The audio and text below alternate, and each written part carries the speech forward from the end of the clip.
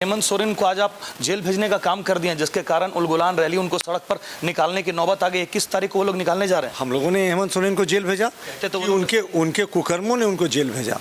हमने कहा था कि आदिवासियों की जमीन हड़प लीजिए, गीता कोड़ा के कपड़े फाड़ दिए गए। तो ये कहाँ का इंसाफ, ये सरकारी गुंडागर्दी है। रैली को किस रूप में देखते हैं? भ्रष्टाचारियों का जुटान है। उलगुलान कब से हो गया? तो जी ने कल एक और आरोप लगाया कि आप हिंदू मुस्लिम के सिर्फ बात करके बाकी मुद्दों को भटका देते हैं। कहा कि 700 साल तक मुगलों ने भारत देश पर राज किया, उस टाइम हिंदू मुस्लिम की बात नहीं हुई थी, उस टाइम हिंदुओं पर खतरा नहीं हुआ। तो हिंदुओं को मुगल काल में मौत के घाट उतार दिया गया। जिन्होंने धर्म स्वीकारा नहीं उनको जबरन धर्मांतरण कराया गया। महिलाओं के साथ बलात्कार हुआ। मुगल साम्राज्य का जो नींव है ना, वो हत्या और बलात्कार और अत्याचार पर रखा गया था। कि राहुल गांधी को स्पष्ट करना चाहिए कि उन्होंने हिंदू धर्म कब अपनाया। चाहे 1932 की बात करें या फिर ओबीसी को 27% आरक्षण देने की बात करें, तमाम मुद्दों पर ये सजग होकर पास करने का भी काम करते हैं, लेकिन आप उनको ठंडे बस्ते में डाल देते हैं और राज्यपाल को कहते हैं चुप रहिए। देखिए, आपने बड़ा अच्छा प्रश्न किया। राजेश ठाकुर ने आपके इस घोषणा पत्र को छलावा बताया है और कहा कि संविधान को बदलने के लिए सिर्फ ये घोषणा पत्र को ला रहे हैं और वही दस्तावेज इस घोषणा पत्र में है आपका। मैंने कुछ देर पहले एक वीडियो सुनाया था जिसमें राजेश ठाकुर के ही बड़े नेता थे। भाई, उनसे बड़ा नेता कौन था? जरा उसको भी थोड़ा सा सुन लें। राजीव गांधी क्या कह रहे हैं। अगर संविधान को अमेंड करने की जरूरत होगी तो हम जरूर करेंगे, इसमें कोई कमी नहीं छोड़ेंगे। यानी संविधान को अमेंड करने की बात जब राजीव गांधी कहते हैं तो ठीक है, और जब हम कहते हैं तो गलत है। हम बिल्कुल करेंगे साहब। गरीबों को आयुष्मान योजना के तहत अगर और बेनिफिट्स देखने की आवश्यकता होगी, अस्पतालों पे लगाम लगाने की बात होगी तो हम ज़रूर अमेंड करेंगे। सीए दिया हम लोगों ने, यूसीसी देने के लिए अमेंड करने की ज़रूरत होगी तो ज़रूर करेंगे। वन नेशन वन इलेक्शन में अगर अमेंड करने की ज़रूरत होगी तो हमेशा करेंगे। कहने का मतलब राष्ट्र हित में, गरीबों के हित में जब भी ज़रूरत होगा ना तो हम पीछे नहीं हटेंगे। सा मुंडा की धरती पर पहुंचते हैं प्रधानमंत्री नरेंद्र मोदी जी, उन्होंने कहा कि आदिवासियों के साथ वो ठगने का काम करते हैं, क्योंकि सरना धर्म कोड, जबकि उन्होंने विधेयक पास कर दिया, लेकिन उसके बावजूद आप लोग क्या किए आज तक? चलिए, बड़ा अच्छा प्रश्न है, हम इसका भी आपको जवाब देते हैं। सरना धर्म कोड, सबसे पहले देखिए, कांग्रेस के बड़े नेता थे बाबा कार्तिक उरांव। उन्होंने 1968 में एक प्राइवेट मेंबर्स बिल इंट्रोड्यूस किया था। मैं चाय पी सकता हूँ? 1968 में एक प्राइवेट मेंबर्स बिल इंट्रोड्यूस किया था कि जिन आदिवासियों ने धर्मांतरण कर लिया उनको आरक्षण की सुविधा से बाहर किया जाए। राजेश ठाकुर इस पे खामोश क्यों है? और मैं आपको बताऊं, 1970 में जब ये विधेयक वोटिंग के लिए लोकसभा में आया तो इंदिरा गांधी तत्कालीन प्रधानमंत्री ने व्हिप जारी किया। कहा बाबा कार्तिक उरांव के इस बिल को गिराना है। वो प्राइवेट मेंबर्स बिल था और व्हिप जारी किया, और बाद में ऐसी स्थिति हुई कि बिल को ठंडे बस्ते में डाल दिया गया। तो राजेश ठाकुर पहले ये तो बताएं कि सरना धर्म कोड की ये बात तो करते हैं, लेकिन सरनाओं को जब हक देने की बात होती है तो व्हिप जारी कर देते हैं। चाहे 1932 की बात करें या फिर ओबीसी को 27% आरक्षण देने की बात करें, तमाम मुद्दों पर ये सजग होकर पास करने का भी काम करते हैं, लेकिन आप उनको ठंडे बस्ते में डाल देते हैं और राज्यपाल को कहते हैं चुप रहिए। देखिए, आपने बड़ा अच्छा प्रश्न किया। 1932 का खतियान का तो भारतीय जनता पार्टी पुरजोर समर्थक रही है। हमने विधानसभा के पटल पे समर्थन किया था और कहा था कि जो स्थानीय आदिवासी मूलवासी हैं उनके हक के लिए जो भी वो काम करेंगे, लेकिन जिसको एक सरकारी आदेश से आप लागू कर सकते थे, यानी मुख्यमंत्री हस्ताक्षर करते, कार्मिक अधिसूचना जारी करती, वो हो जाता। तो आप विधानसभा लेकर क्यों गए साहब? आपने कहा नहीं साहब 9वीं अनुसूची में डालेंगे। तो जस्टिस सबरवाल ने 2008 के जजमेंट में कहा कि 9वीं अनुसूची में भी डाली जाने वाली चीज़ों रिव्यू होंगी। तो आप किसको ठग रहे थे साहब? आते हैं आदिवासी, माफ़ कीजिएगा, ओबीसी आरक्षण पर। देखिए, ओबीसी आरक्षण पर सर्वोच्च न्यायालय ने ट्रिपल टेस्ट की भूमिका तय की है।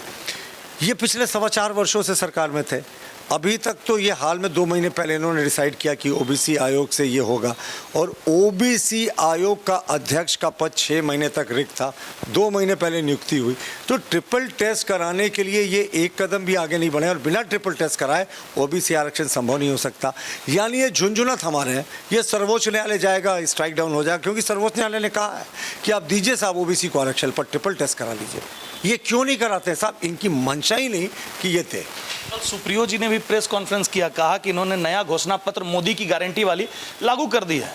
लेकिन 2014 का जो उन्होंने गारंटी दिया था 400, इस बार 400 पार का घोषणा करें, लेकिन 400 पार वाली सिलेंडर को 1400 पार कर दिया है। देखिए, ये अगर ना, ये बड़ा टेक्निकल प्रश्न है कि हमने क्या किया और क्या नहीं किया। हमने तो सिलेंडर के दाम को घटाया भी, उसको वो कन्वीनियंटली भूल जाते हैं। दूसरा प्रश्न ये है कि 2004 में जो इनकम था और जो देश की इकोनॉमिक स्थिति थी, और 2014 के अगर आप आंकड़ों को देखेंगे और 2024 से उसको कंपेयर करेंगे तो 2004 से 24 के बीच में इनकम लगभग 3 गुना हो गया। जितने भी लोग थे देश का पर कैपिटा इनकम बढ़ा 3 गुना के आसपास। तो उस हिसाब से अगर सिलेंडर का दाम बढ़ा, हम लोगों ने सब्सिडी कम किया, और सब्सिडी कम करने का प्रस्ताव सबसे पहले कौन लेकर आए थे? मनमोहन सिंह, जब फाइनेंस मिनिस्टर थे। उन्होंने कहा था कि फ्री ट्रेड होना चाहिए, पेट्रोलियम कंपनीज को डीरेगुलेट किया, पेट्रोलियम प्राइसेस को डीरेगुलेट किया। तो ये तो वही पॉलिसीज़ है। जहां जहां आपकी सरकार नहीं है सर, वहां पर आप केंद्रीय एजेंसियों का दुरुपयोग करते हैं, और आज भी हेमंत सोरेन को आज आप जेल भेजने का काम कर दिए हैं, जिसके कारण उलगुलान रैली उनको सड़क पर निकालने की नौबत आ गई। 21 तारीख को वो लोग निकालने जा रहे हैं। हम लोगों ने हेमंत सोरेन को जेल भेजा तो कि उनके कुकर्मों ने उनको जेल भेजा। हमने कहा था कि आदिवासियों की ज़मीन हड़प लीजिए, हमने कहा था कि 70,000 करोड़ का भ्रष्टाचार और घपला घोटाला कीजिए। साहब, ईडी एक स्वतंत्र एजेंसी है। असल दरअसल ना, कांग्रेसियों को अपना ट्रैक रिकॉर्ड याद आ जाता है। जब उनके समय सुप्रीम कोर्ट ने पिंजड़े में कैद तोते की संज्ञा दी थी सीबीआई को, ये सोचते हैं कि एजेंसियाँ अभी भी उसी हाल में चल रही हैं। एजेंसियाँ स्वतंत्र रूप से काम कर रही है। और आप दूसरा चीज़ देखें, हेमंत सोरेन 2 महीने से जेल में बंद है, बेल मूव नहीं किया है इन्होंने अभी तक। पहला आदमी क्या करता है? जेल जाता है तो बेल मूव करता है। इनको पता है इनके खिलाफ बहुत स्ट्रॉन्ग केस है, आज तक बेल मूव नहीं किया। ये सुप्रीम कोर्ट तक गए कि साहब ये केस गलत है, उसके बाद विड्रॉ किया। हाई कोर्ट गए, विड्रॉ किया, उसके बाद पीएमएलए कोर्ट ने रिजेक्ट किया। अब हाई कोर्ट में फिर ये गए हैं, फिर नोटिस हो रहा है, लेकिन बेल क्यों नहीं मूव कर रहे हैं? क्योंकि इनको पता है ना कि ये बेल मूव करेंगे तो ये बेल बहुत इंटरटेन नहीं होने वाला। सबूत सारे इनके खिलाफ है। माननीय मुख्यमंत्री महोदय, चंपई सोरेन के क्षेत्र में गीता कोड़ा जी के साथ एक मामला हुआ, जो वीडियो खूब वायरल हुआ, क्या कहेंगे उस पर?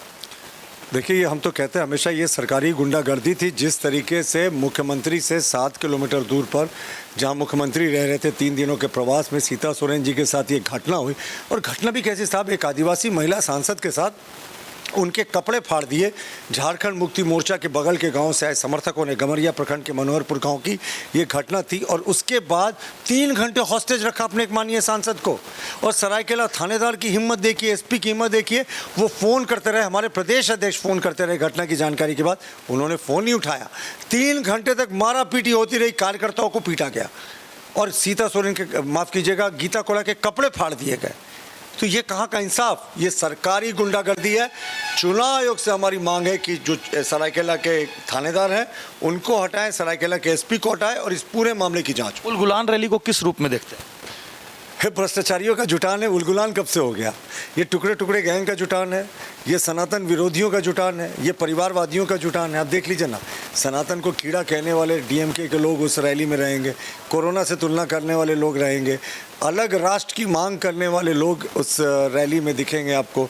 जो कांग्रेस के सांसद थे सुरेश कुमार, जिन्होंने अलग राष्ट्र की मांग की थी साउथ इंडिया को लेकर, उनकी पार्टी के प्रतिनिधि भी रहेंगे। और ये तो सनातन के विरोधी शुरू से रहे ना, राम का भी अस्तित्व को नकारा है। और सबसे इंटरेस्टिंग बात कि इनके रैली में वो लोग भी रहेंगे जिन्होंने इनको एक भी सीट नहीं दी। कांग्रेस को तृणमूल कांग्रेस ने 1 सीट नहीं दी पश्चिम बंगाल में, लेकिन तृणमूल कांग्रेस के भी प्रतिनिधि नजर आएंगे। तो यही इनका विरोधाभास है। प्रियो जी ने कल एक और आरोप लगाया कि आप हिंदू मुस्लिम के सिर्फ बात करके बाकी मुद्दों को भटका देते हैं। कहा कि 700 साल तक मुगलों ने भारत देश पर राज किया, उस टाइम हिंदू मुस्लिम की बात नहीं हुई थी, उस टाइम हिंदुओं पर खतरा नहीं हुआ।